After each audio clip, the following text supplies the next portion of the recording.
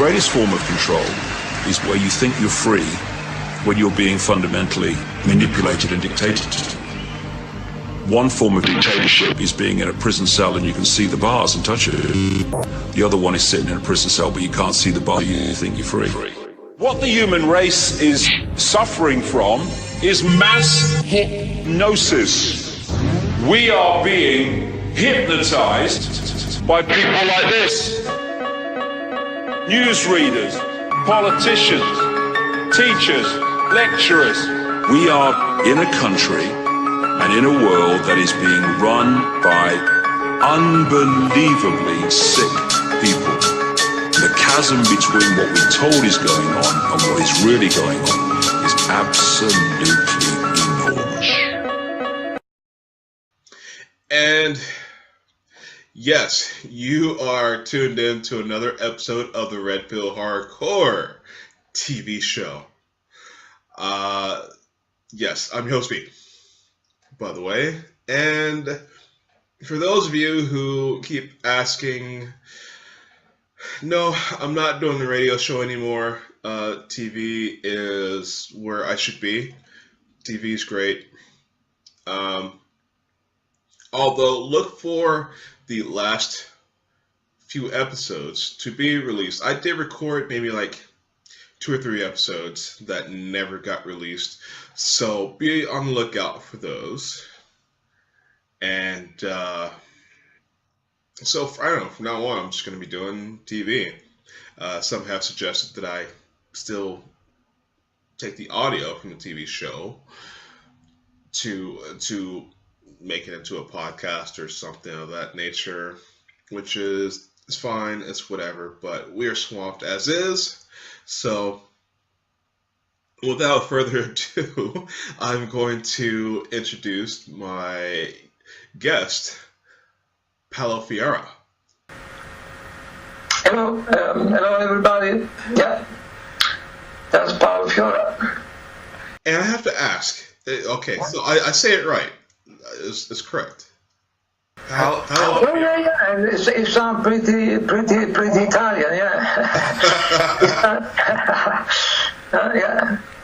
Okay. How many times has it been recording this? Over a 6-month period. This is like what, the 3rd or 4th episode or the recording? I would say the 3rd time, but. Okay, and that's just how many times, we have to go through these sabotage, government sabotage.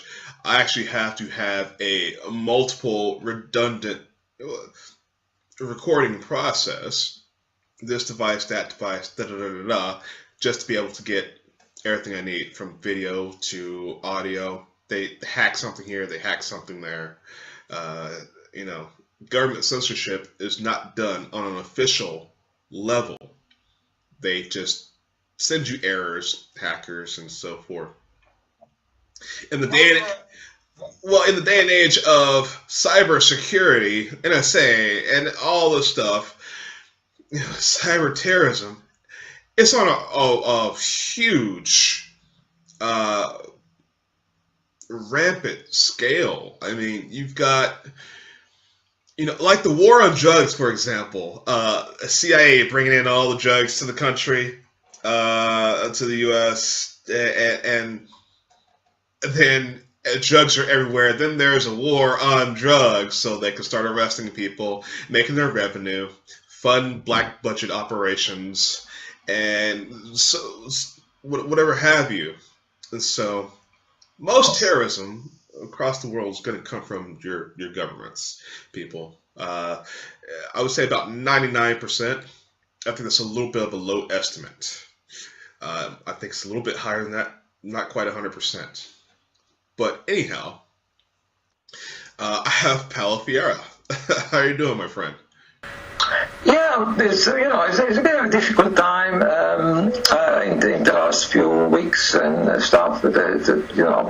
We've been struggling with things. The thing has been slowing down slightly with our events, and but I keep going. We have a few things planned for 6th of October. between 5 and 7 o'clock, we are going to be outside the Ecuadorian embassy for the third time. It's supposed to be a monthly event. Basically, it's about lobbying Julian Assange, which is living in London, Ecuadorian embassy, and because Julian lives on the ground floor and his room is facing the street. If you use a megaphone, it is going to have what if you want to tell him stuff, you can very easily if you use a megaphone. We have been doing this already twice, and we have plenty of video published about being outside shouting about Julian, please help us expose organized stalking, electronic harassment. Julian, you may be a victim of electronic harassment too, and Google organized stalking and electronic harassment. So we have quite even a 50-minute video, shouting outside, sometimes with, sometimes without a megaphone. So the idea is to make this into a monthly event. It will be the third one on the first Friday of every month. So that's going to be the 6th of October.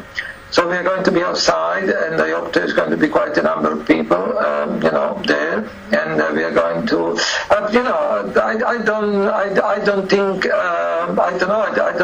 I can see really Julian Assange, coming out and trying to expose organized stalking and electronic harassment. Besides, that's not the way WikiLeaks works anyway. So there's.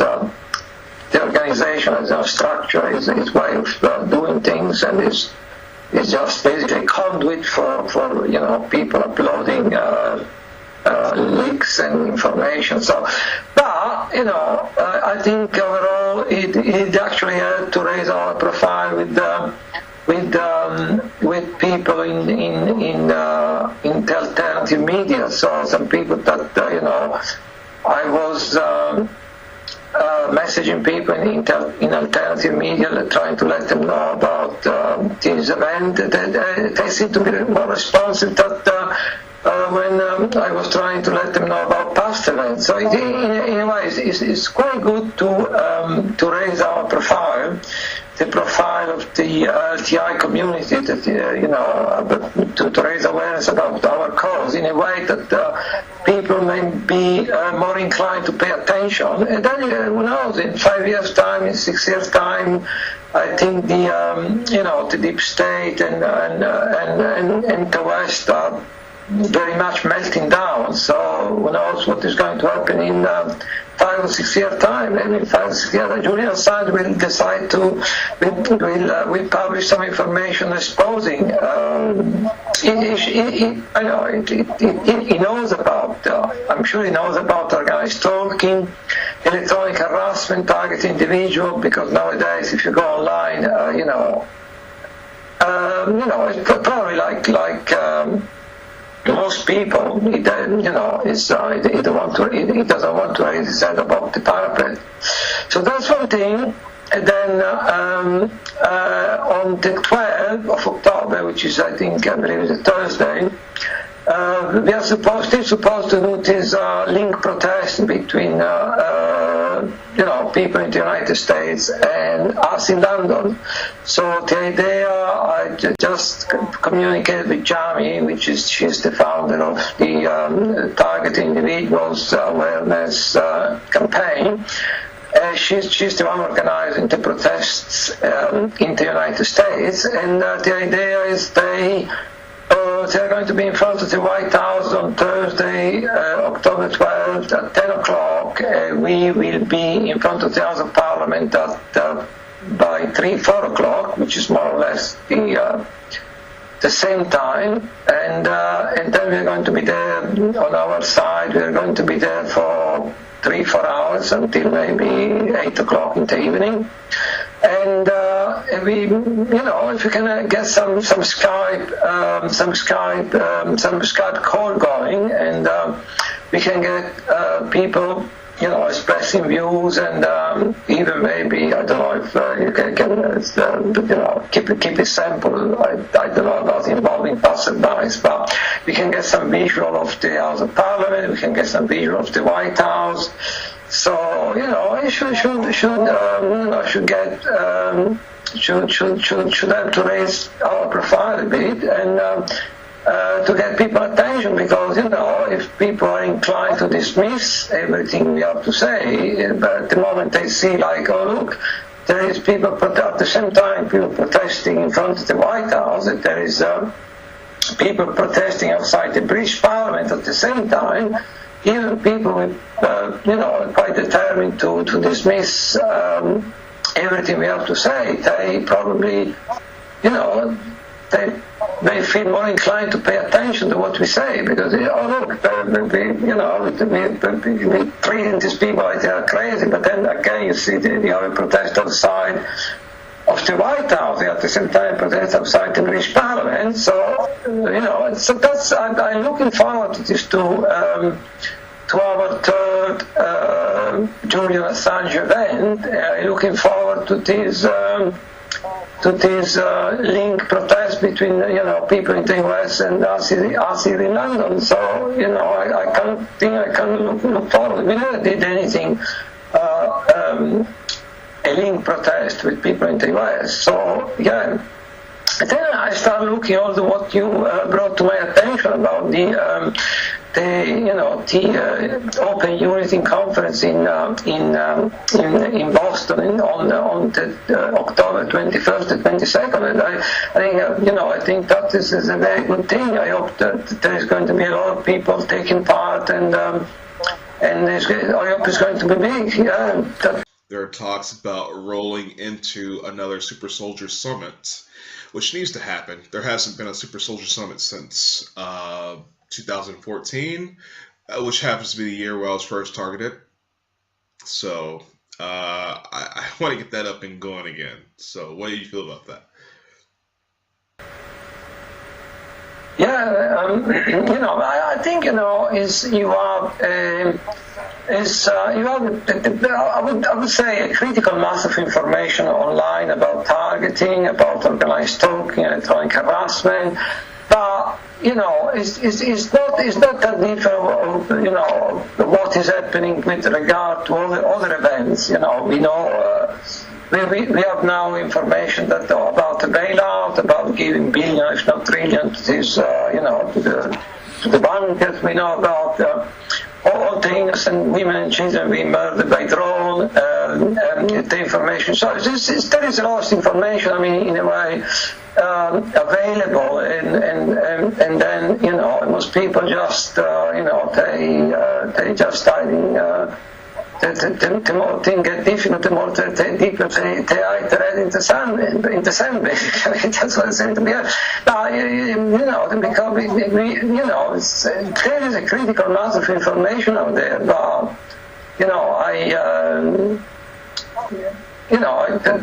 even, we have the Labour Party, which now is kind of turning a bit to be listening a bit more to people, and the leader is Jeremy Corbyn. On 3 occasions, when Jeremy Corbyn was still a campaigning member of Parliament, I managed to give him some of our literature 3 or 4 times.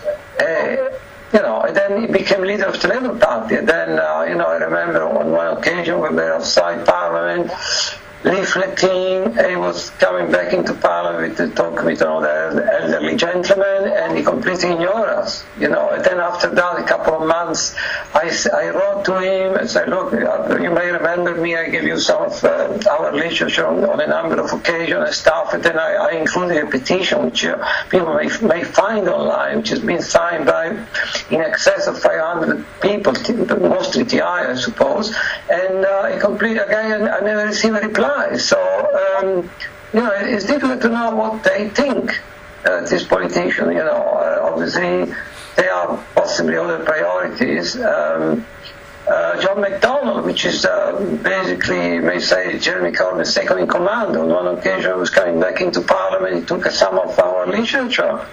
So, but then nothing happened, they don't get back to you, next time you see them, they ignore you, so, But I think things are moving in very slowly. Very slowly. I've been listening to a lot of political activists in London in the past years, for many years, and rallies, political rally, demonstration, protest, and these people usually are fairly friendly. Even then, when you give them some literature, then you meet them again. They seem to be quite friendly. It's difficult to know. I think quite a lot of people in the activism world in London, they accept that something's going on, but they probably don't want to get particularly involved. They just don't really want to get involved, but they think, something may be happening. I'm not really sure what is going on. It looks like something may be going on, but I'm not sure. So, I think we may have managed to instill some kind of doubts into the mind of a lot of people. We're talking alternative media, fellow political activists, and even possibly a member of parliament. They know about us. I was talking on the phone with this other London TI, a guy called David Payne.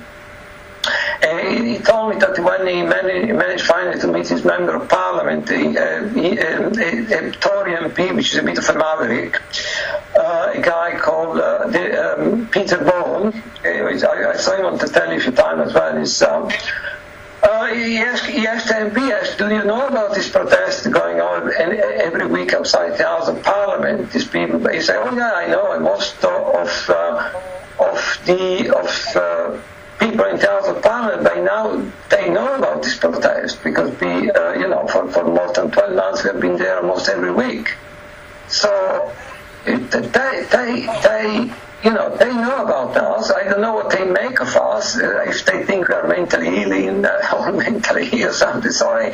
But they should know about us because, sometimes when I see some member of parliament going through, I shout like, it would be nice for our member of parliament to start representing us instead of ignoring us. I see some of them getting already in the face. So they know about us.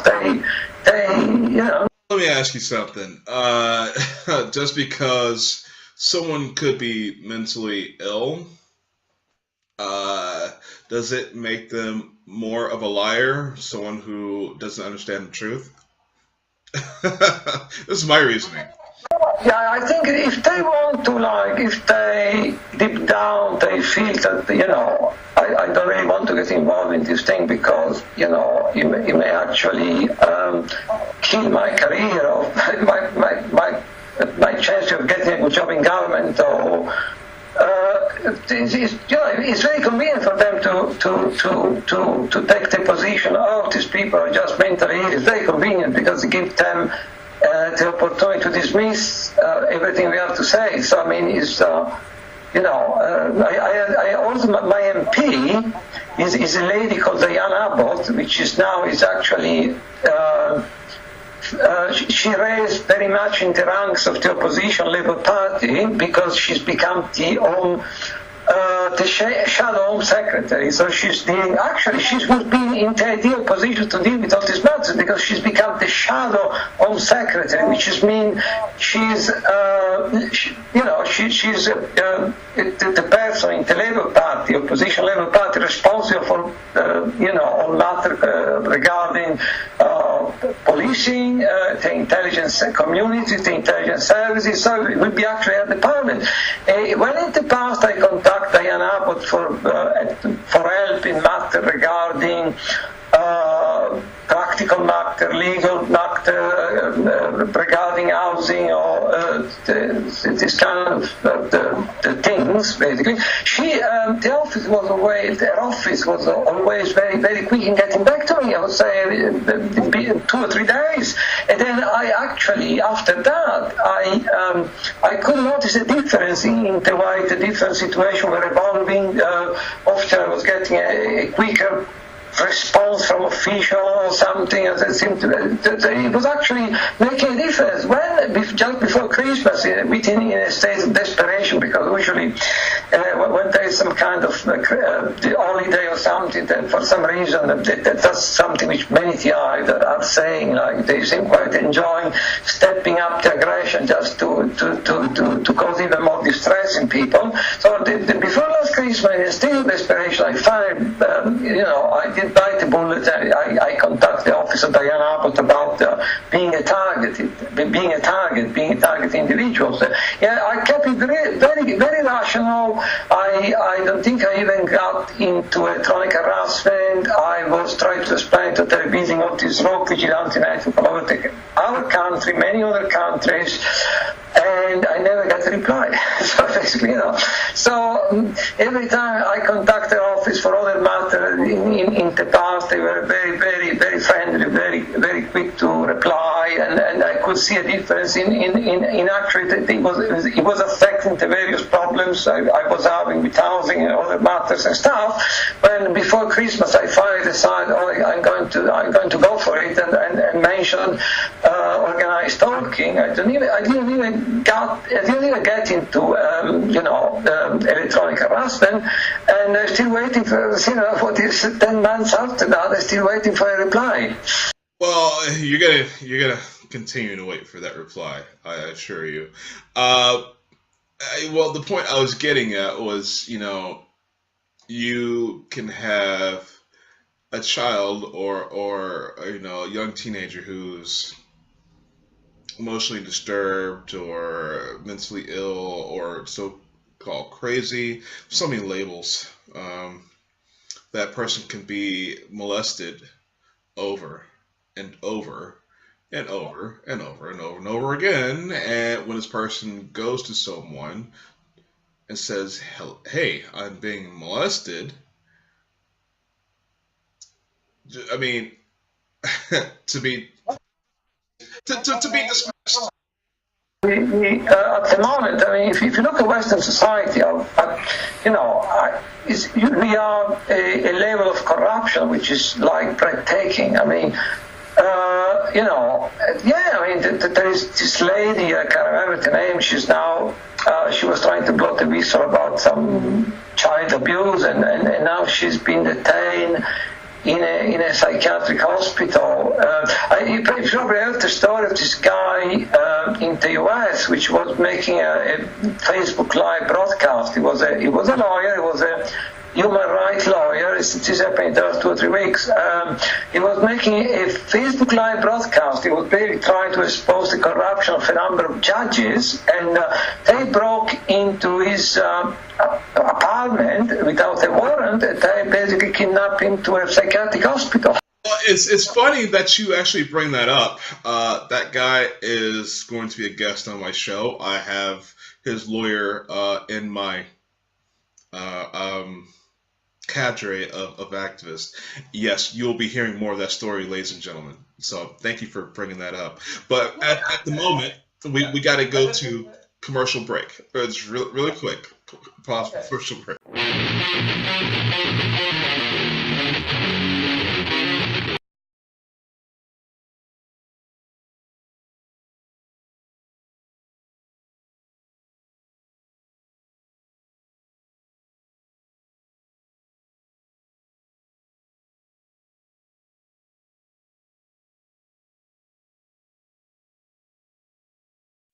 Think there isn't much difference between emergency food companies? We bought competing products from recognized brands so we could show you a very simple comparison to Legacy Premium.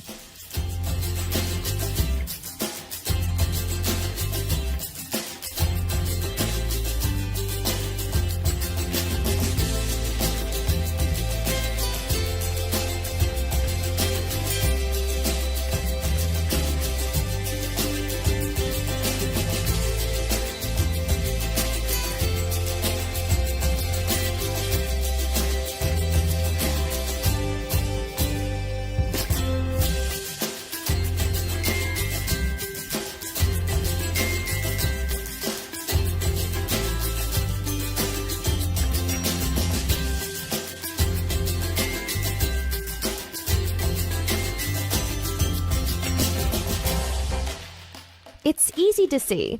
L.A.A.C.E not only gives you more food for your money, but L.A.A.C.E is non-GMO and tastes great.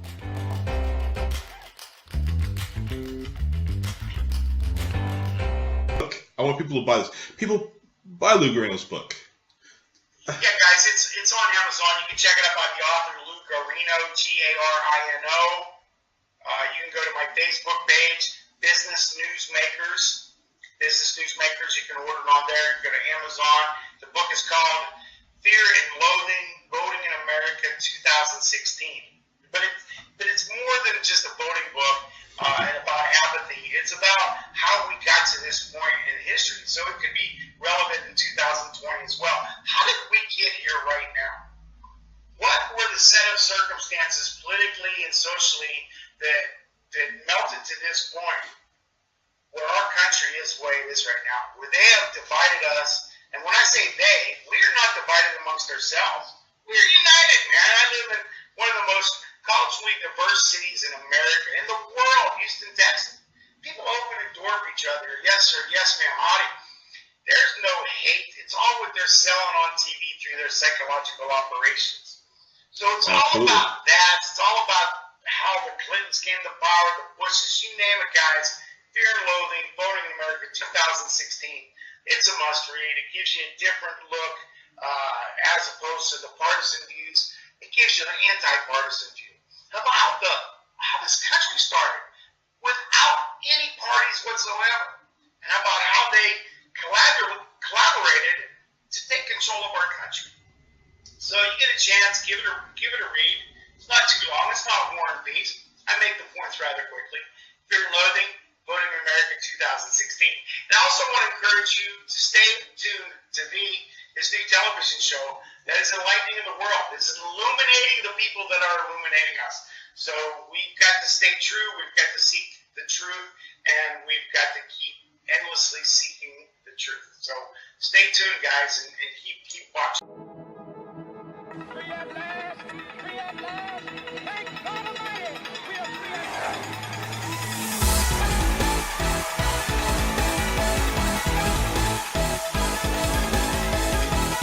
I am V from the Red Pill Hardcore radio show and TV show.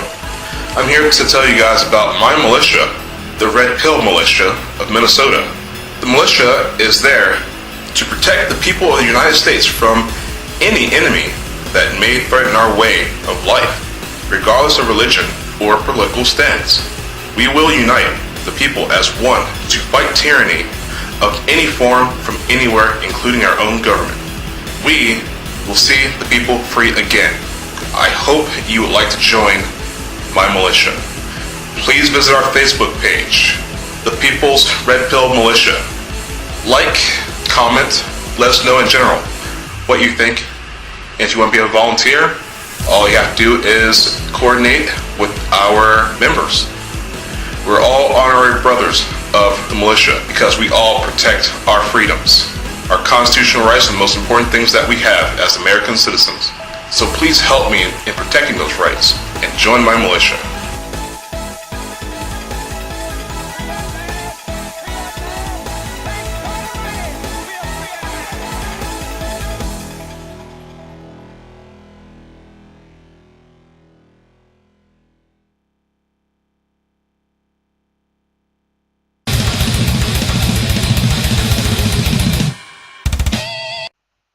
Yes, thank you for being tuned in to the Red Pill Hardcore TV show. As always, I'm still your host, V, and I still have Paolo Fiora on this show here. So I had a couple of questions to ask you, since you brought up a few things before the break. We want to talk about the gang stalking and then the electronic harassment. You being, I guess I think I should take a step back even further. I should have properly introduced you as the UK branch president of Targeted Individuals Association. I am. Yeah, but mainly I kind of. It's been very kind of, Gary Owen to make me the president, and mainly at the ground level. At the ground level, I identify myself with this organization I created, which is called L.A.A.C.E, Land Alliance Stalking, which you can see the logo there at the back. So it is, that's what our thing, basically, what we do and what we identify with mostly at the local level. And I'm very grateful for Gary Owen to invite me to be the president of the IUK. And Well, I want to make a distinction. Because I think there needs to be a redefining of these terminology. When I first was harassed, I looked up, I did a lot of research into what was going on with myself, and I came across gang stalking, which was not entirely accurate because at this point in my life, I never left home. So I wasn't being gang stalked per se. I had empty apartments around me, and I would always hear noise coming from these apartments, these vacated apartments that were completely abandoned, never worked on, etc. But you have the gang stalking, you have the electronic harassment. Now, those who are talking electronic harassment, this is such a huge umbrella. I mean, you have those who are being harassed with psychotronic weapons, mind interfacing government technology, voice to skull, NSA, remote neural monitoring, etc. D2K, dream to skull, those who get brainwashed in their sleep, satellite cell tower technology. And then you have those who are being burned, direct energy weapons. It's all direct energy weapons, but you have those who are being burned, being microwaved. They feel hot all the time. Some people are just developing cancer, getting huge tumors. You see these burns on their bodies. This is all being covered up and swept underneath the rug. And then you have those who are being hacked all the time. I'm one of those individuals. I learned recently from a computer expert, a coder, someone who has been all throughout the intelligence agency's underground world of electronic hacking. This guy's been a coder since he was 12 years old. He'll be on the show here soon. But I learned there's a program on me called Active Persistent Threat. Now, it doesn't matter if I get so fed up with my devices being hacked. If I go get a new device, a new laptop, I hook it up to an internet service that these JOs know that I'm going to be using. That computer is infected from the moment I turn it on and connect to the internet. It doesn't matter if I change out the hard drives or anything. Everything is infected to the BIOS. A virus monitoring program runs before the operating system loads. This sort of thing. And what I'm doing is censored and back and forth. And but anyways, there's so many different terminologies, and these things are covered underneath different areas. So I mean, I've tried contacting organizations such as the EFF, completely useless. The ACLU, completely useless. I mean, so what are some recourses here other than standing in front of Parliament and contacting these useless agencies that, or civil rights groups that say that they represent people and they actually don't? I mean, I've seen the EFF. They won lawsuit against the NSA, and it's like, oh, glory, glory town. We never have to help anybody ever again. Yeah, I mean, you have the ACLU, we have you have probably a similar organization in the UK called Liberty. Then there is then obviously we have Amnesty, and basically they just don't want to know. I mean, what I've been doing on a number of occasions, I've been a few times in the past when they had events at the Amnesty International in London, which is now the new building. They call it the Human Rights Action Center. I was outside leafleting for a couple of hours. All the people were coming in and out. I did that. Most of the people were actually taking my literature, but then nothing, it's very, very rarely for people to get back to you. I think, all these charity or NGOs, they're pretty useless. I mean, and then we have the evidence that quite a lot of them are taking the money of people like Soros anyway. So I mean, all these so-called NGOs, and you learn at some point that if you want to try to ask them for help, don't hold your breath because you're going to die. So basically, the same thing is happening in this country. What I've been trying to do also, I was leafleting outside this organization called Liberty. They have the annual AGM in London. I was outside leafleting, I think as far as you can go, one thing I'm very cautious doing when I talk to people, when I leaflet, is I start to focus mostly on organized talking. I try to hold back on electronic harassment. And then if you met the person, they will tell you like, oh, I have the same thing myself, then you feel free to go into electronic harassment, etc. Because at the end of the day, if you like, if you can persuade people that there is something called organized talking going on, even if you don't go into electronic harassment, that's they get persuaded that something really big is going on.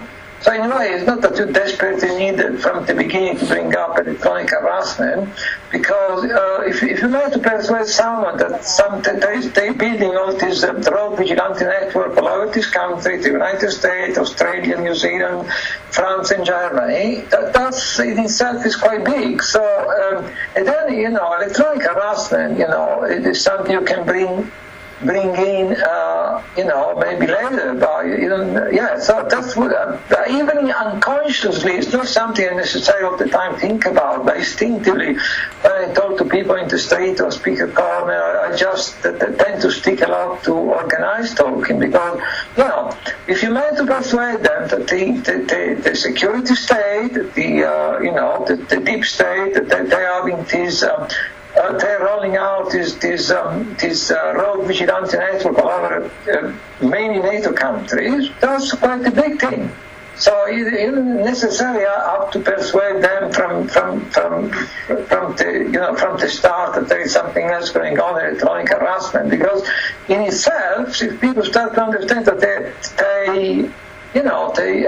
one other thing, because over many years I've been talking to a lot of people, speaker corner, outside Parliament, and what I'm trying at the moment, I try to ask people like, did you ever heard about the Seagram experiment, or did you ever heard about the Stanford prison experiment? And then I tell them, well, you can think what they're doing to us as like something like the Seagram experiment of the Stanford prison experiment magnified 10 of thousands of times. And said, let's see how easy it is to, completely assassinate the character of totally innocent people. Let's see how easy it is to completely destroy, suppress the life of totally innocent people. Let's see how easy it is to get people in a local community to take part in a campaign of harassment, 24/7 campaign of harassment against totally innocent people in ways which are often demented and bizarre and strange without ever asking any question about what is going on. So, that's the way actually I've been trying recently to explain it to people. People seem to be listening a bit. Well, I want to know about the Russians. I mean, you've been on Alfred Weber's. Well, I think you guys were talking about this false flag event that you experienced, which I want you to tell us about. And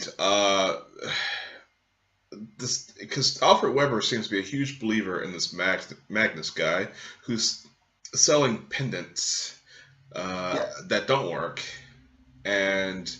but there's talk of Russian, technology, counter technology. The man has actually, I don't know. I can't say too much. He's going to be at this conference, but I want to know what your opinion is on the Russians' part in this, since they are not a part of NATO, not a part of a New World Order or whatever. But first, I want to know about this false flag event. Yeah, I mean, I can only tell people what we witnessed, which is not totally consistent with the official version, basically. So, as we were, there was only two of us in front of Parliament. It is a Polish guy, which is living in London, which is Marcin, which is Polish for Martin Poniewicz. And actually, the previous week we had more people, but somewhat it was a very rainy day. It was raining a lot. At some point we had to go to the cafe for a while. Then we came back. And then when we came back, we were outside Parliament. Everything seemed very normal. People were going around their business. We were leafleting like we do, and not many people were taking our leaflet, but a few people. So everything was very calm and normal. It stopped raining. And then all of a sudden, the first thing we noticed, the official story, that on the other side of Parliament, the car, after running through the pavement for the entire length of the bridge, crashed into one of the gates of the House of Parliament. We did not hear that. That doesn't mean it didn't happen. But the first thing we heard is like, I think the security people inside the ground of the House of Parliament shouting very sharply. Like, it's the kind of shouting you only get when there is something big going on. And everything was moving very fast, because they said the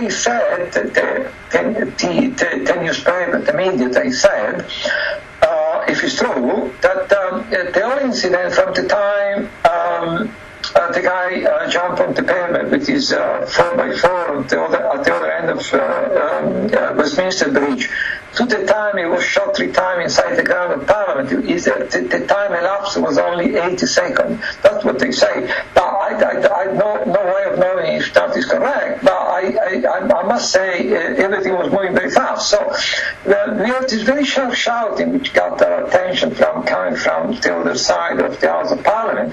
And then everything was moving very fast. As soon as you start to take in some information, like something else was happening. So as soon as we heard the sharp shouting, we start seeing all these people stampeding toward us from the direction of the bridge. And what I noticed, there was not that many of them. And what I noticed, some of them didn't seem so much to be terrified, but they seemed to be actually amused and laughing. But then again, you never know. To be fair, you never know how you are. If this kind of incident happens, you are never going to know how you are going to react emotionally. That's the actual people, to just express their nervous tension by laughing. I don't know. So it's not really people toward us. Some stuff that they seem almost like, but then people like that. Something happens, they get excited. So you can really pass judgment on that. But then some of them they were kind of laughing, stampeding toward us. Then the next thing we heard is at this point we had the same shouting done by the police, by the security people inside the ground, but this time was coming straight directed from behind us on the other side of the enclosure of Parliament. So we started turning around. As soon as we started turning around, we heard 3 shots. It was pretty close to us. And then the next thing we know, we saw this guy on the ground, which was surrounded by police officers pointing, shouting at him, still pointing guns at him. For some reason, he was pretty much surrounded, but for some reason, we could have a pretty clear visual of his face. And he was conscious all the time. They allowed us to peer through the gate, to the enclosure all the time. He was It was like he's moving his head, he's looking around him in a detached way. It would not look like it was anguish or, he would look around, almost some kind of curiosity around him. And then we've been there, actually, Marcin took some video, which then was published on Facebook at different places. And what we could see through the enclosure. And then after that, maybe 1-2 minutes, so difficult to tell, some police officers start running toward us from the inside of the enclosure and say, move away, and which we did. And at this point, they were probably just maybe myself, Marcin, and maybe another couple of onlookers, but all the rest of the people had already run off or something. So there was actually very few people still by the enclosure. So what we think it happened then, we didn't notice the attacker because it was probably mixed up with the people running toward us stampeding, except that instead when he got by the entrance of the House of Parliament, which was on our right, instead of he abandoned the people stampeding, he moved in the direction of the entrance, and allegedly he stopped his officer Palmer, Kit Palmer, possibly up to 10 times or something, and then he moved forward, tried to get further into the ground of the House of Parliament. This ground is called the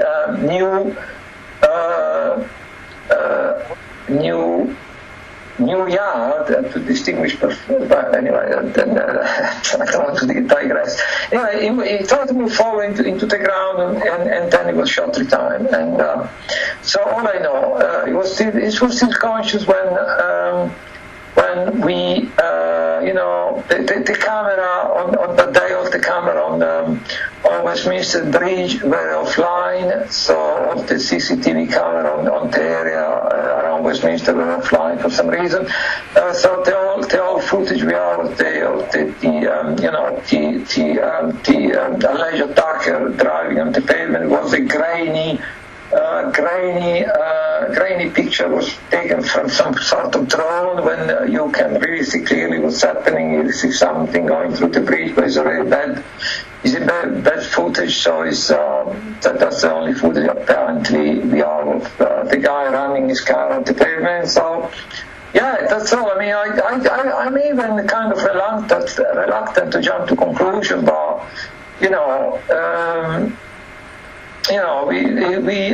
nothing happened in this country for quite a number of years, and then after the Brexit vote, we're getting all these terror attack in inverted comma. So, one thing which may occur to you, you may thinking they're trying to soften up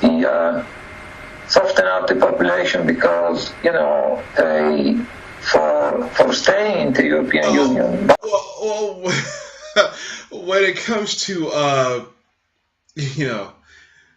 getting people to rally behind a corrupt government or corrupt governments, corrupt system, something terrible has to happen. So I want to go into your appearance on Alfred Weber. I mean, what's that like? How's that guy? I've seen things about him where it's like he's banned from Facebook and all this and that. It's he's had some good shows, and he's very concerned about Russian technology. I mean, what's your feeling on this Russian technology? Yeah, I think we know that Russia. I think the West,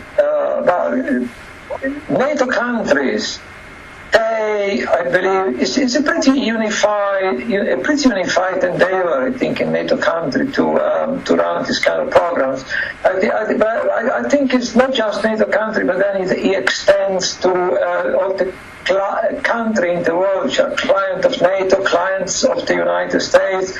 We have this guy, Philip Kerr, which is been mounting a harassment, trying to sue MI5 for harassment. He lives in Thailand.